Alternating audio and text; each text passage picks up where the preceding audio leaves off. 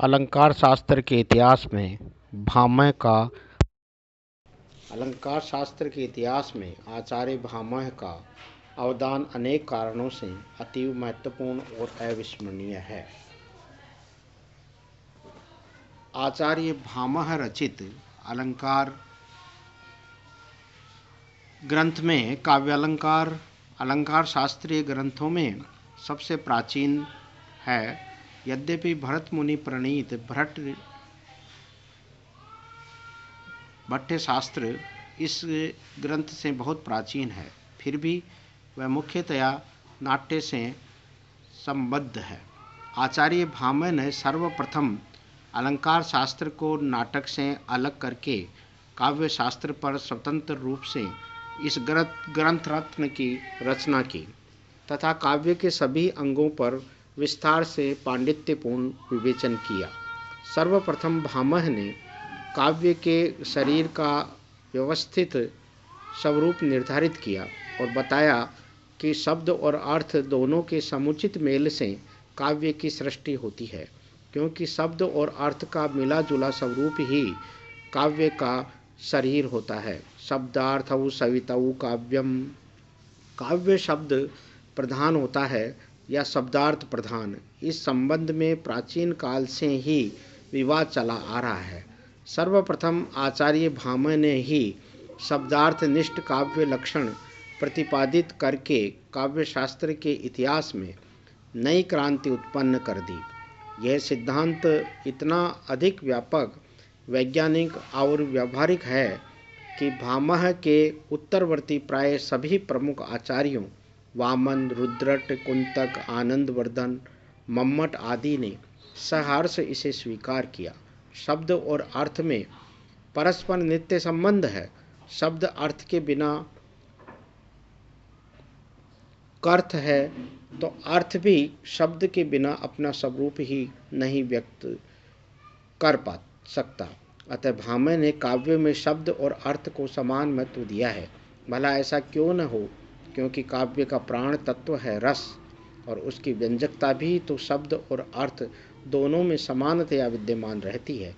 यही कारण है कि न केवल अलंकारवादियों ने, प्रत्युत सभी रसवादी आचार्यों ने भी अधिकांशतः काव्य में शब्द और अर्थ को समान महत्व दिया है। आचार्य भामह अलंकार ही काव्य की आत्मा है, इस सिद्धांत के प्रवर्तक माने जाते हैं। न कांतमपि निर्भूषम विभाति वनिताननम।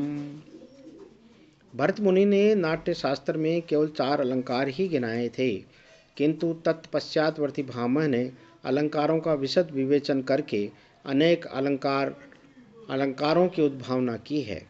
वे अलंकार हैं अनुप्रास, यमक, रूपक, दीपक, उपमा, प्रतिवस्तुपमा, आक्षेप, अर्थांतरन्यास, व्यतिरेक, विभावना, समासोक्ति, अतिशयोक्ति, यथासंख्य, उत्प्रेक्षा, स्वभावोक्ति, प्रेयस, रसवत, ऊर्जस्वी, प्रयोक्त, समाहित, उदात्त, श्लिष्ट, अपहनुति, विशेषोक्ति, विरोध, तुल्य योगिता, अप्रस्तुत, प्रशंसा, व्याज स्तुति, निदर्शना, उपमा, रूपक, उपमेय उपमा, सहोक्ति, प्रवृत्ति, ससंदेह, अन्वय, उत्प्रेक्षा, संसृष्टि, भाविक, आशी।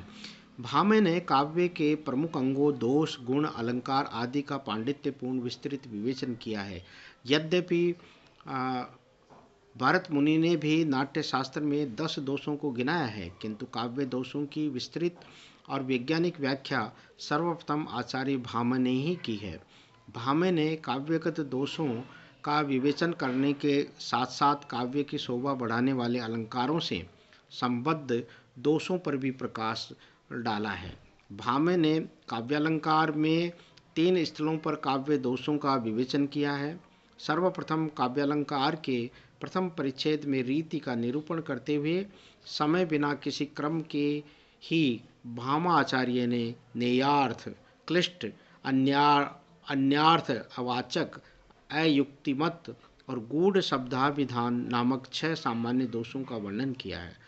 तदंतर श्रुति दुष्ट अर्थ दुष्ट, कल्पना दुष्ट और श्रुति कष्ट नामक 4 वाणी दोषों का निरूपण किया है। काव्यालंकार के द्वितीय परिच्छेद में हीनता, असंभव आदि 7 उपमा दोष बताए हैं। इस संदर्भ में भामह ने स्वपूर्ववर्ती आचार्य मेधा विरुद्ध की अधर्मणता स्वीकार की है। आचार्य भामह ने काव्यालंकार